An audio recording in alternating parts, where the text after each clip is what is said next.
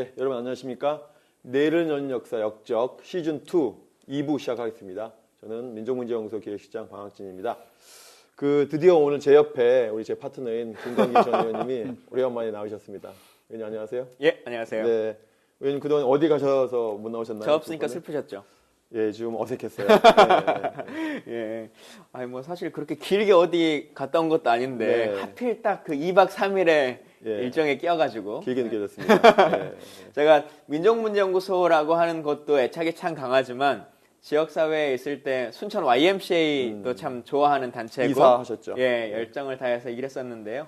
거기 그 당시에 활동 가셨던 이사분들이 멤버들. 예, 이사 연수 겸해서 어디 좀 잠깐 가자라고 네. 해가지고요. 예. 술만 많이 먹고 왔습니다. 또 정치인들이 본인 지역을 또 포기할 수 없죠. 아, 그것과는 전혀 별개로. 그렇습니까? 예, 예. 예, 예. 의리로서. 예. 의원님 저희가 지난번에는 우리 이화여 대학생들 예. 모시고 김환란 동상 얘기를 하면서 이대뿐만이 아니라 친일의 뿌리를 두고 있는, 여전히 그렇지만 반성 못하고 있는 대학 당국 이야기를 했는데요. 또 이렇게 보면은 친일 문제가 남 이야기라서 이게 좀 편하게 얘기하는 거 아니냐. 예. 실제 자기 이야기, 자기 집안 이야기로 들어오면 참 어떻게 보면 좀 어려운 얘기죠, 그죠? 그렇죠. 네.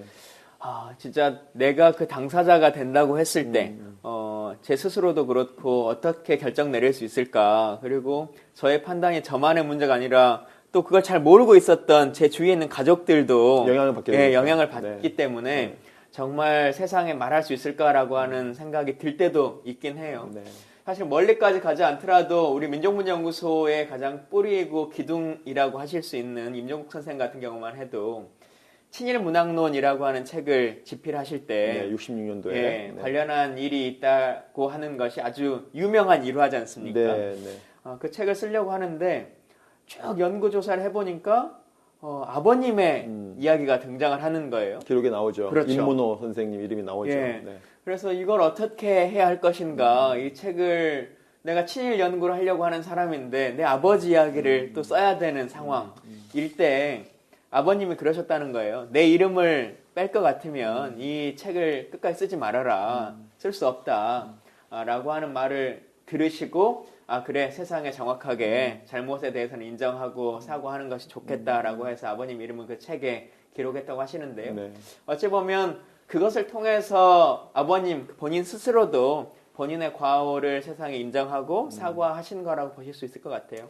우리 임종우 선생님뿐만 아니라 임종우 선생님 앞서서 역사적으로 자신과 또는 자신의 선대의 친일을 반성한 경우가 좀 찾아보니까 좀 있더라고요. 예, 저희가 찾아봤더니 해방 직후에 전체 학교장들이 모여서 총 사퇴를 결의한 적이 있습니다. 많이 알려지지 않은 경우긴 한데, 그 다음에 또 일제시대 때 충남 지역에서 관공부장, 조선에서는 고위직입니다.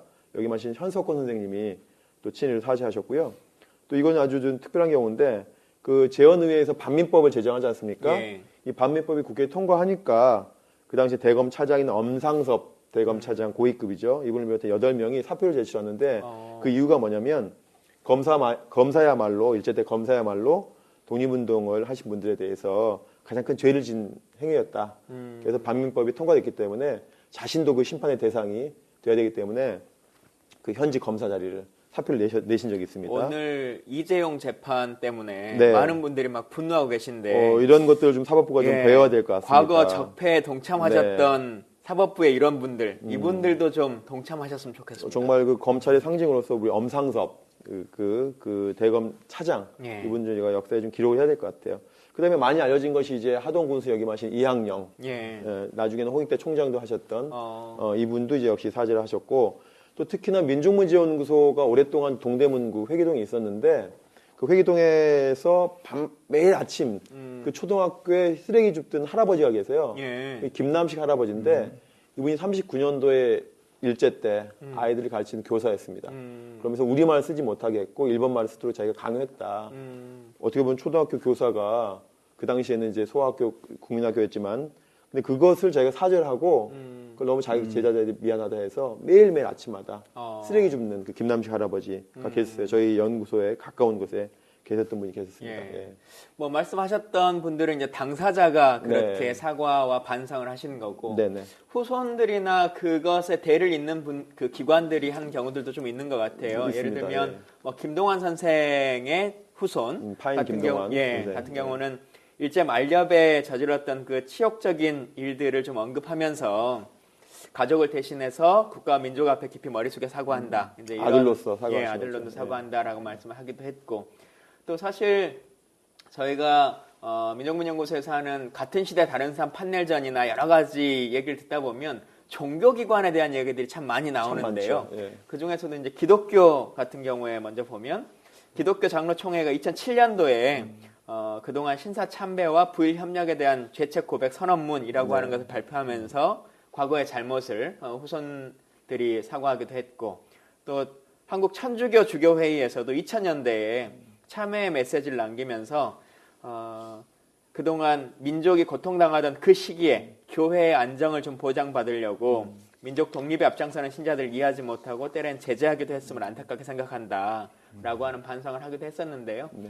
사실 이런 반성이 무슨 의미가 있냐라고 하는 분들도 계실 거예요. 그러나 그 반성조차 사과조차 없이 살아가는 사람들에 비하면 한 발 한 발을 그리고 과거의 잘못을 딛고 새로운 미래를 나아갈 수 있는 길을 만드는 것 같습니다. 네, 그 종교 중에서 또 여기 불교 조계 중에서도 예. 역시 2005년도에 반성을 해주셨고, 그다음에 문인 작가들이 모인 그 민족문학 작가회, 지금은 예. 한국 작가회 이름을 바꿨는데요. 이제 민족문학 작가회에서도 2002년도에 역시 마찬가지로 반성을 하는 글을 남겨주셨습니다. 예.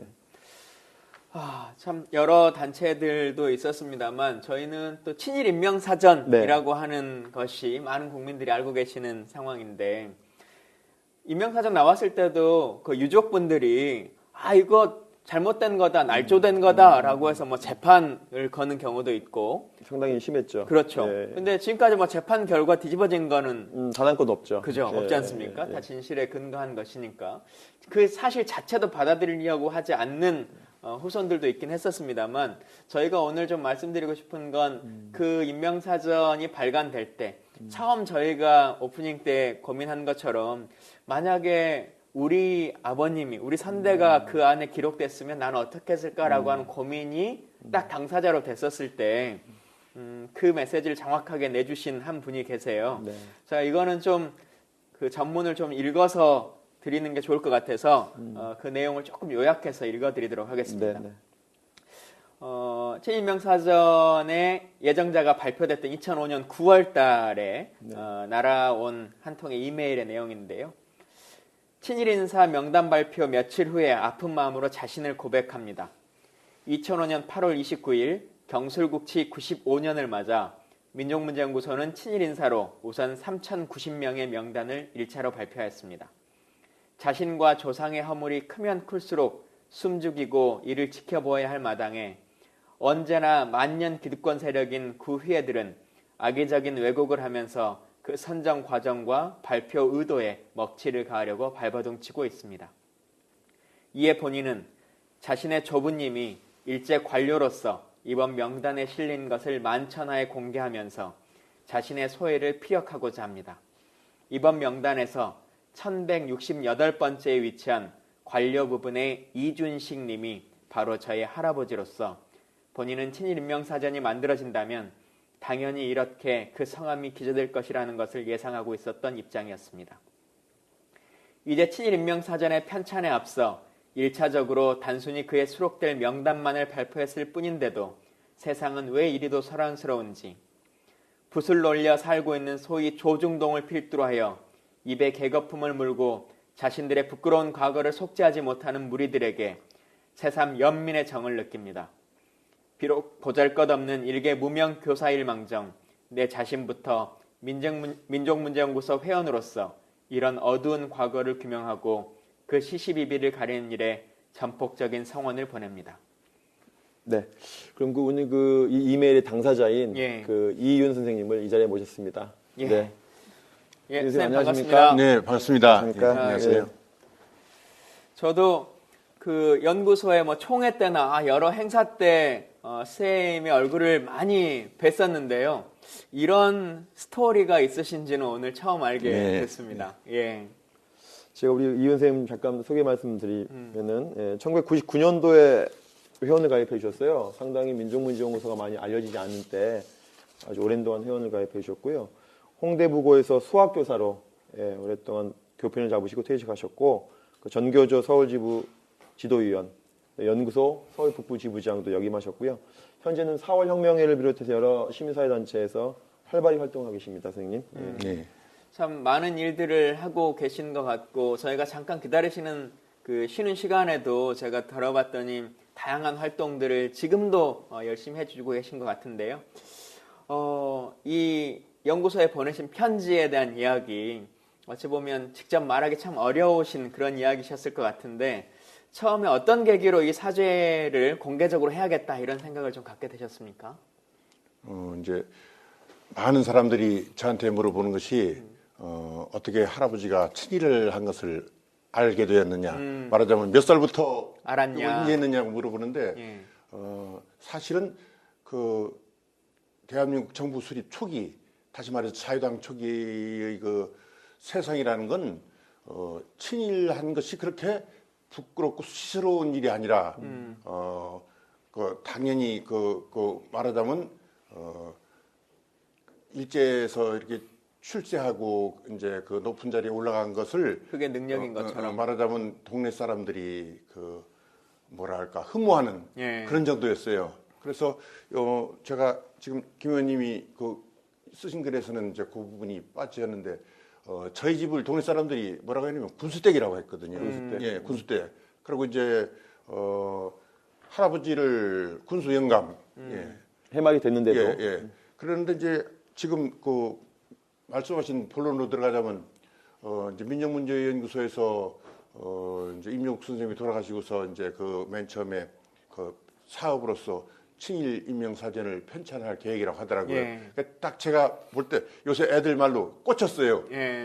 바로 이것이 저의 그 정체성을 분명히 드러내고 뭔가 새로운 그 이제 키트를 잡는 그런 일이 아닌가 예. 생각해서 제가 그때 사실은 민족문제연구소의 그 제일 그 큰 사업이 친일인명사전을 편찬하는 일이라는 걸 보고 마땅히 그렇다면 제가 그 대상자의 후손의 하나로서 이 일에 적극 협력하겠다 그런 생각을 어린 마음에 했었죠.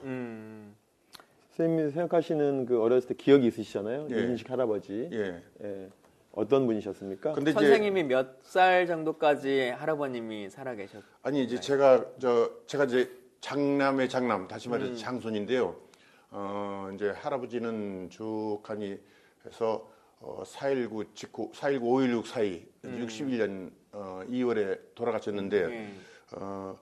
사실 이건 좀 부끄럽다기보다 민망한 얘기인데 이제 제가 지난 이 할아버지의 문제를 갖다가 고백하고 할 때는 사람들이 지금도 말하자면 거꾸로 그 과거를 부정하고 그 자기 조상들의 치부를 가리는 사람들이 있잖아요. 그 사람들은 지금 가진 것을 놓기가 싫어서 그런 거예요. 예. 그런 면에서는 저는 할아버지가 남겨주신 게 하나도 없었어요. 그래서 그런 면에서 더 이상 잃을 것이 없으니까 최소한도 할아버지의 명예를 살리는 것은 제가 할 수 있다. 그래서 이제 흔히들 이제 지금 의원님이 말씀하셨지만 그 많은 이제 사람들 특히 후손들은 그 자기 조상들의 그 문제를 뒤덮고 은폐하는 것이 마땅한 도리라고 생각하는데 저는 거꾸로 생각하고 있거든요. 그 조상의 과거를 진실로 인정하고 그것을 만천하에 공개하고 또 국민들의 시민들의 용서를 바라는 것이 진정하게 그 자기 그 이제 돌아가신 그 조상님들의 그 유지를 받들고 예. 또 자기의 입지를 떳떳이 세우는 일이라고 거꾸로 저는 제 자존심이 그 모든 것을 은폐하고 이렇게 꿈을 꿔그리는 것을 허락하지 않았기 때문에 이 일에 이렇게 나섰다고 볼 수 있습니다. 예. 근데 그 고민을 하실 때 뭐 할아버님이시니까요. 예. 어찌 보면 더 직접적인 당사자로는 아버님이 예. 계실 텐데 아버님을 비롯한 주위의 가족분들은 이것에 관련해서 뭐 사전에 좀 논의를 하셨습니까? 아니면 혼자 좀 고민을 하셔서 결정을 하신 아까 상황이신가요? 말씀드린 대로 제가 이제 장손인데 아버님은 이제 병약하셔서 제 젊었을 때, 제 27살 때 돌아가셨어요. 예. 그리고 이제 이제 두 분 숙부님이 이제 고령으로 이제 지방에 계셨는데 저는 그냥 사실은 제가 이렇게 정의롭고 올바른 일을 하는데 뭐 누구한테 자문을 구한다든지 뭐 허락을 받아야 될 성격이라고는 생각하지 않았어요.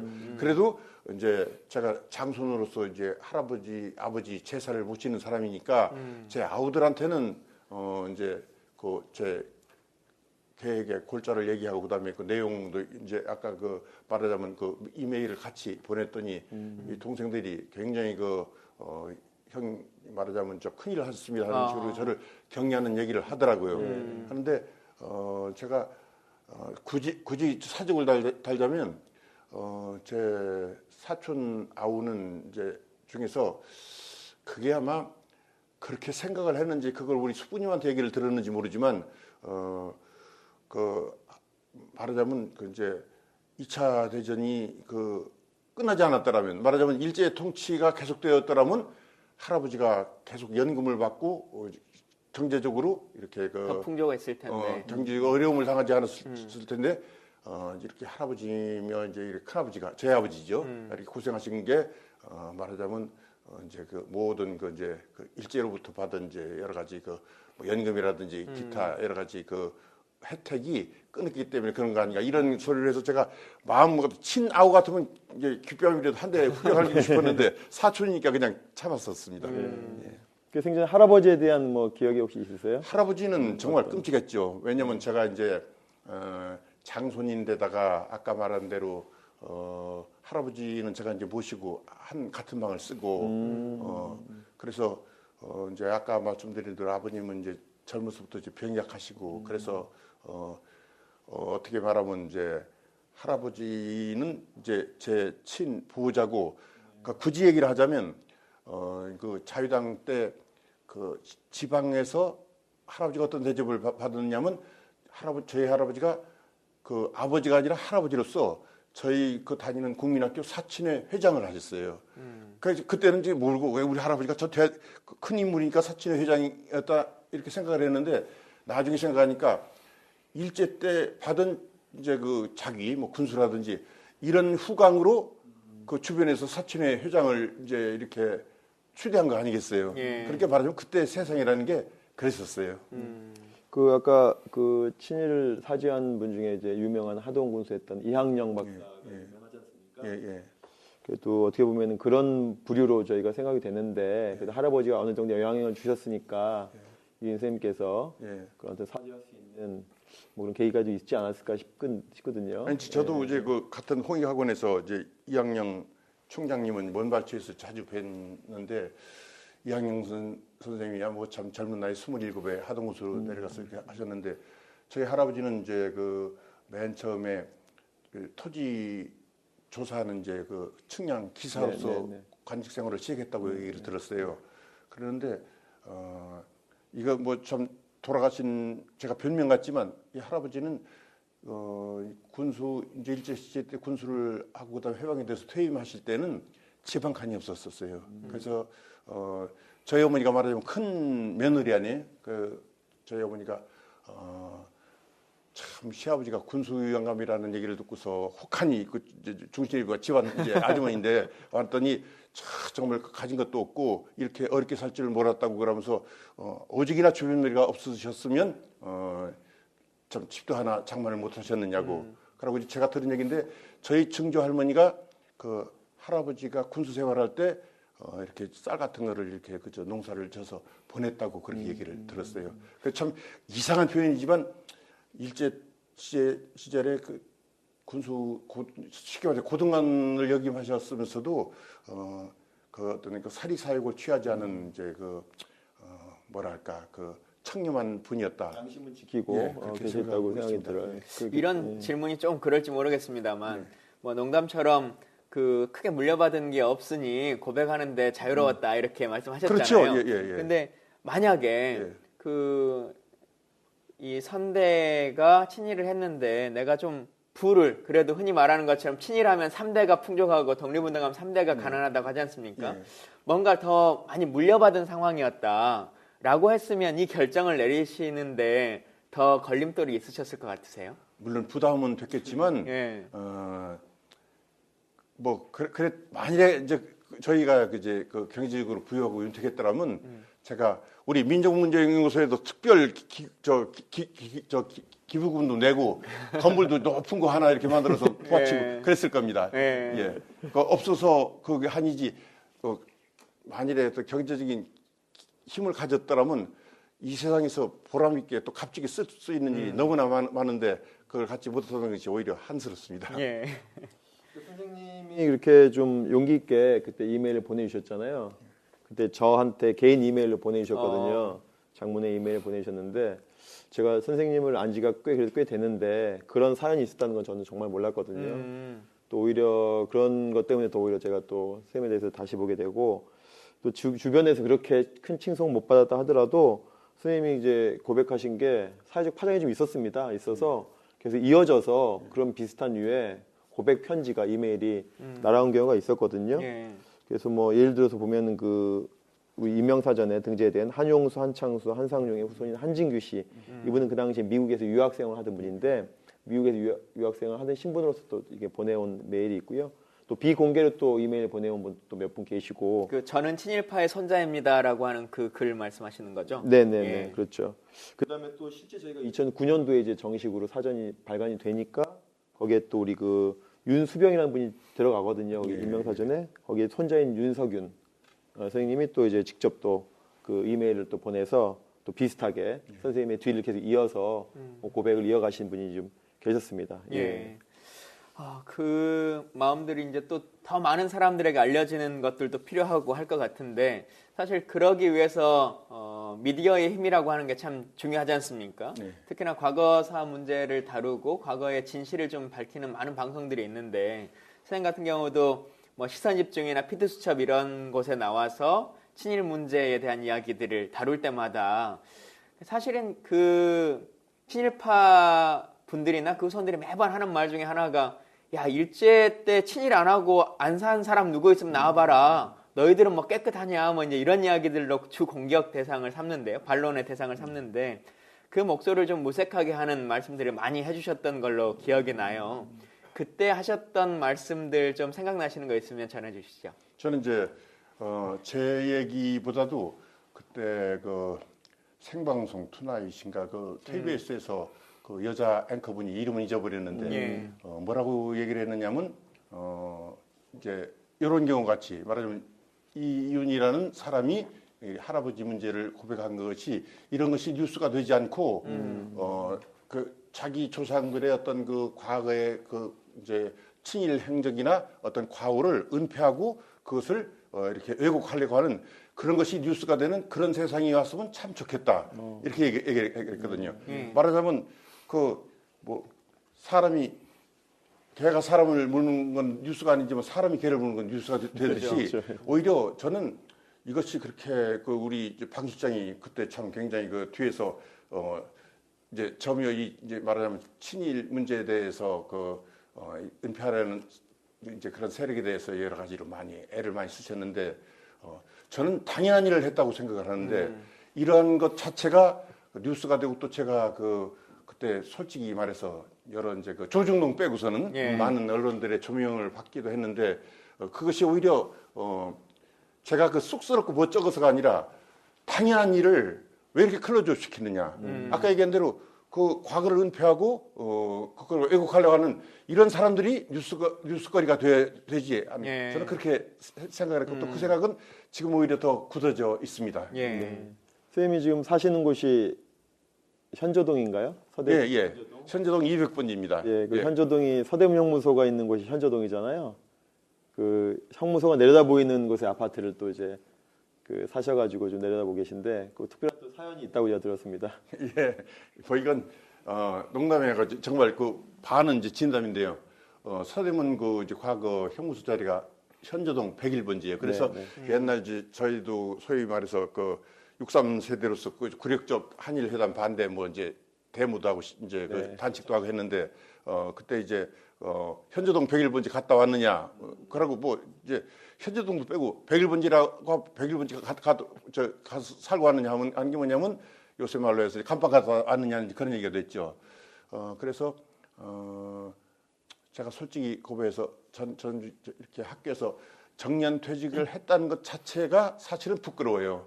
어떤 여러 가지 저희가 군도대기 얘기지만 교육계에도 만연한 어떤 비리를 가지고 교장이나 이 행정당국과 한번 싸워보지도 못하고 그냥 천수를 다 하고서 이렇게 나이 먹어가지고서 퇴임했다는 것이 어떻게 말하면 부끄럽거든요.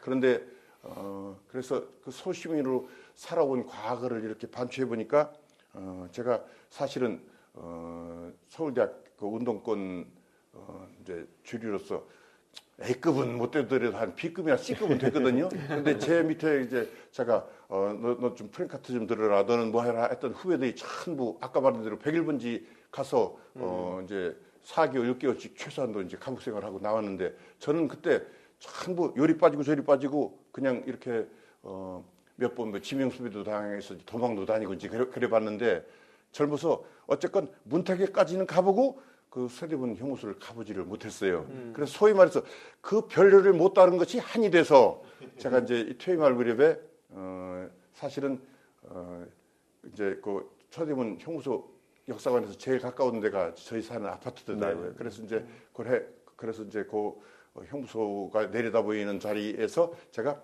마음으로 제 과거에 그 안일하게 소시민으로 살아왔던 그 과거를 이렇게 되씹고 어떤 마음의 빚을 갚는다는 그런 의미도 있었고 굳이 지금 이제 박 시장이 말씀을 안 하셨는데 제 이름이 외자 아닙니까? 예. 이제 사실은 아까 말씀드린 대로 할아버지가 참 친일하고 이제 고위 관직까지 오르셨지만 그래도 맞손자 이름을 이제 창씨를 저희 집을 했어요. 그래서 성 두자, 이름 두자에서 이제 넉자로 하기가 싫으셔서 그 얘기를 나중에 해주셨어요. 그래서 이제 말하자면 조선식으로 성명 삼자를 만들기 위해서 창씨를 해서 성이 둘이니까 이름을 일부러 외자를 붙이신 거죠.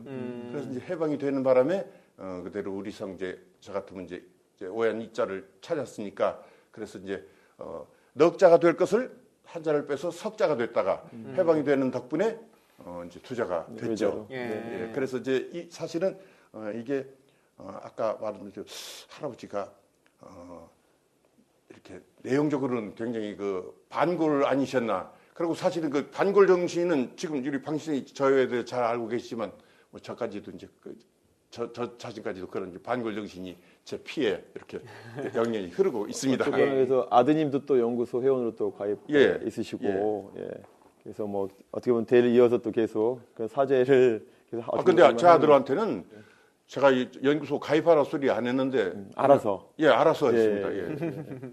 제가 그 아드님도 외자시더라고요 이름이요. 이원 선생님이시던데 그래서 본인이 밝히다가 먼저 제가 그 이훈 선생님 아들이라고 그래서 알게 됐습니다.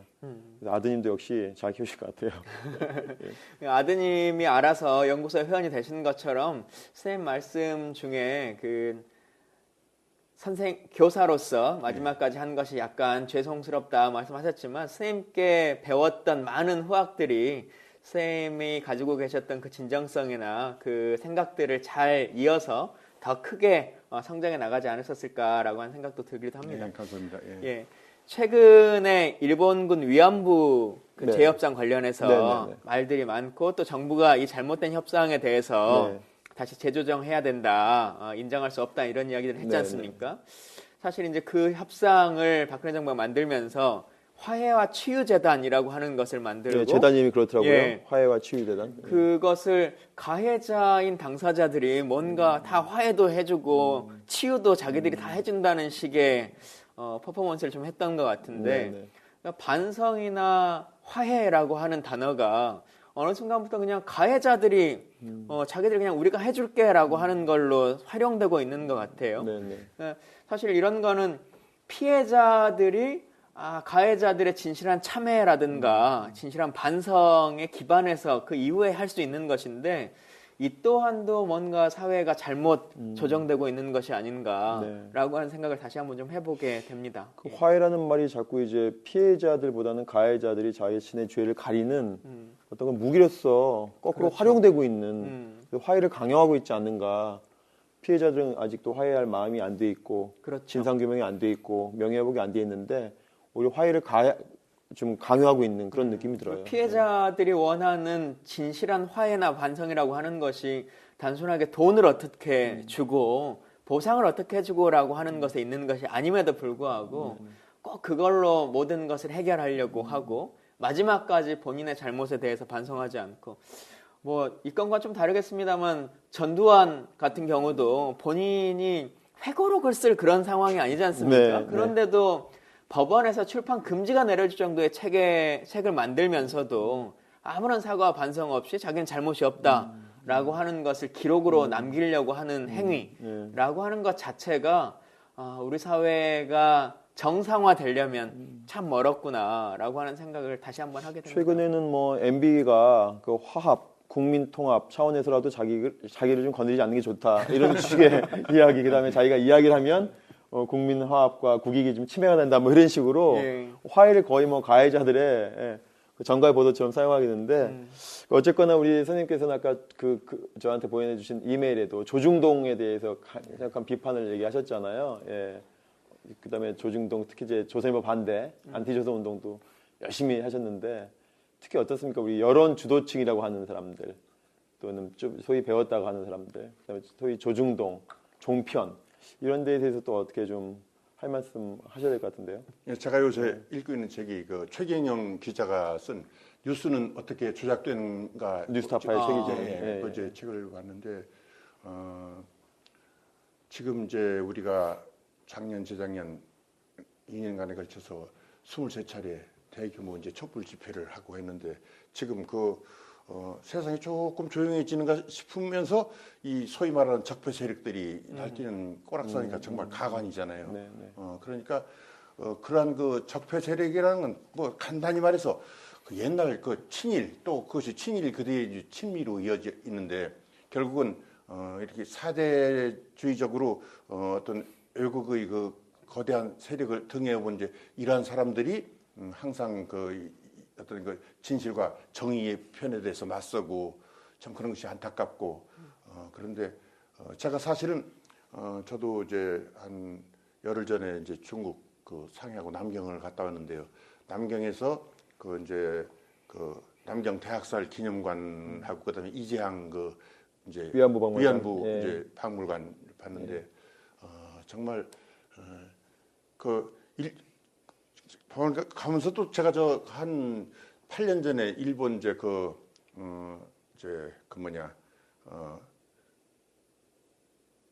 신사 이름이 야스쿠니 신사. 야스쿠니 이제 갔는데 그 일본인들은 결코 그 2차 대전을 일으킨 장군인들임에도 불구하고 자기들이 원폭의 피해자인 것을 강조하고 조금도 반성하거나 이제 자기들이 이렇게 덜덜 못 살게 걸었던 이런 이제 과거의 심리 국민들에 대해서 사과 이런 거 없잖아요. 그러니까 지금 이제 방 시장이 말씀한 대로 항상 가해자 아니면 심센 쪽이 큰 소리를 치고 이렇게 이제 피해자 또 당한 사람들 이 사람들이 가해자들이 이제 그 베푸는 또 아량에 그냥 감지덕지 않은 이런 이제 모양새가 오늘날 우리 사회도 지금 많이 나고 있잖아요. 적폐라는 게 하루 아침에 이제 없어지지 않은데 그 모든 뒤를 캐보면은 결국은 심센 쪽이 붙는다.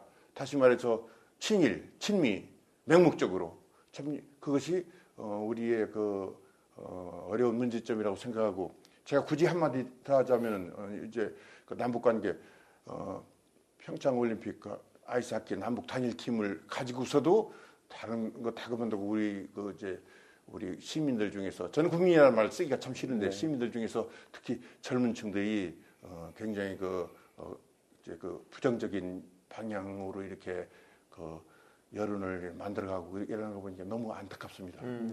그리고 조중동에 여론 조작이 좀 있다고 봐야죠. 그렇죠. 그 프레임이라고 하는 것이 여전히 존재하고 또 그 프레임에 통하는 분들이 또 계시니까 안타까운 생각이 듭니다만 그래도 다행스러운 건 예전과는 좀 많이 달라진 것 같아요. 네. 예전에는 딱 그 프레임을 짜면 거의 모든 국민들이 일사불란하게 거기에 좀 빨려 들어갔는데 지금은 기사가 나오면 바로 팩트체크형 기사들도 쏟아져 나오고 또 시민들도 이게 말이 되는 소린가? 라고 하는 것에 대한 의문을 갖기도 하고 뭐 지난 1년만 생각해봐도 우리가 박근혜 대통령이라고 하는 현직 대통령을 촛불의 힘으로 또 탄핵시키기도 하고 하지 않았습니까?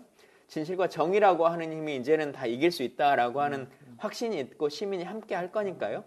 너무 기죽을 필요는 없다 이렇게 생각이 듭니다. 최근에 또 뭐 그 실검 1위로 그 여상규 국회의원, 예, 이분이 막 실검 1위로 됐는데 보니까 이분이 고문 피해자들에게 막말을 해가지고 그게 언론에 알려져서 또 실검 1위가 되고 또 서지현 검사님, 네, 가해자로 지목된 그 안태근 변호사라든지 최규일 의원 이런 분들도 실검이 2위가 되고 있지 않습니까? 국민적 지탄을 받고 있는데 이러면서 이분들은 계속 지금 거의 사죄를 안 하고 있잖아요. 지금들이 실검 2위가 됨에도 불구하고 아니라 우리 사회에서 가장 높은 자리까지 지금 이 시간에도 올라가 있는 거잖아요. 미투 운동이라고 하는데 지금 계속 피해자들이 나도 피해를 당했습니다라고 하는 운동을 하고 있지 않습니까? 계속 우리 피해자들은 이야기를 하는데 여전히 그 많은 가해자들은 여전히 실검 1위가 됨에도 불구하고 여전히 침묵하고 있는 현실이 어떻게 보면은 그게 오히려 뉴스가 좀 그렇죠. 뭐가 뉴스가 돼야 되는지. 예. 그 제가 좀 한 가지 군도덕이 얘기를 하자면 그 최경영 기자가 쓴 책에서 이런 얘기가 나와요. 이제 마치 그 택시 기사들이 그 여론의 그 대변인이고 그 말하자면 그 이제 시민들의 그 세상 모든 경우 돌아가는 것에 발음이 터인 양 이렇게 얘기하는데 지하철도 많이 뚫고 또 차도 막히고 또 택시 이제 인허가 대수도 많고 하니까 어떤 상황에서라도 택시 기사들은 지금이 살만나는 세상이라 이렇게 얘기할 사람은 없다는 거죠. 그런데 지금 이제 특히 이제 아까 말한 조중동이 거대 언론들은 예를 들어 지금 이제 현 정부를 이제 촛불 혁명에 의해서 이루어진 새 정부를 비판하는 입장에서 제일 만만한 것이 택시 기사들의 얘기라는 거죠. 들이대면 한결같이 못 살겠다. 산악금도 못 채운다. 이렇게 이제 얘기를 한다는 거죠. 그래서 저는 좀 그 책은 별로 두껍지 않은데 참 최 기자 덕분에 공부를 많이 했습니다. 최경영 기자의 그 책 다시 한번 홍보해 주시죠. 예, 최경영 기자 뉴스는 왜 어떻게 조작되는가입니다. 네, 알겠습니다. 저희 일독을 좀 저희가 하는 걸로. 그래서 최경영 기자님이 저희들한테 한번 내셔야 되겠는데 혹시 한번 해주셨습니까? 예. 실장님 말씀하신 것처럼 피해자들이 스스로 외치고 있는 미투 운동이라고 하는 것처럼 요즘 가해자들 스스로에 대한 고백, 아이디드 운동이라고 하거든요. 세계적으로 많이 이제 이루어지고 있다고 하는데 그래도 미진하죠. 그래서 하나하나 자신의 잘못을 고백하고 반성하고 또 미래로 나아갈 수 있는 길을 트는 것 이런 일들 많아졌으면 좋겠다는 생각이 듭니다. 저도 오늘 선생님께 많이 배우기도 하고 공부하기도 하고 했는데요. 끝으로 시청자분들께 하시고 싶은 얘기 있으시면 좀 해주시면 좋겠습니다. 전 이제 제 얘기가 아니라 제가 옛날 자료를 이렇게 추리면서 독일의 그 대통령을 여기만 바이츠체커 씨가 얘기한 것이 다시 떠올라서 이 얘기는 10번, 20번 강조도 모자라였겠다고 해서 제가 그 부분 읽어보겠습니다. 과거에 대해 눈을 감는 사람은 현재에 대해서도 맹목이 되어 버립니다. 과거의 비인도적인 행위를 기억하지 않으려고 하는 사람은 새로운 감염의 위협에 다시 쉽게 노출됩니다. 그러니까 말하자면 이제 많은 사람들이 우리는 살 만큼 살았는데 자꾸 과거 문제를 들추면 무슨 이득이 있겠느냐 이렇게 얘기를 하는데 우리가 중요한 것은 앞으로 살아갈 세대들에게 정의감과 그다음에 가장 상식이 통하는 그러한 보편적인 진실을 이렇게 일깨워 줌으로써 보다 더 우리 사회가 믿고 의지할 수 있는 이런 건전한 사회가 되는 거 아닌가 그렇게 생각합니다. 저 말씀이 아마 민족문제연구소를 공격하는 많은 분들이 항상 하셨던 것에 대한 가장 정확한 정답이지 않을까 싶은 생각이 들기도 합니다. 네. 오늘 하여튼 어려운 자리 또 모셨는데요. 이렇게 좋은 말씀해 주셔서 감사드립니다. 감사합니다. 저희는 다음 시간에 뵙겠습니다. 고맙습니다.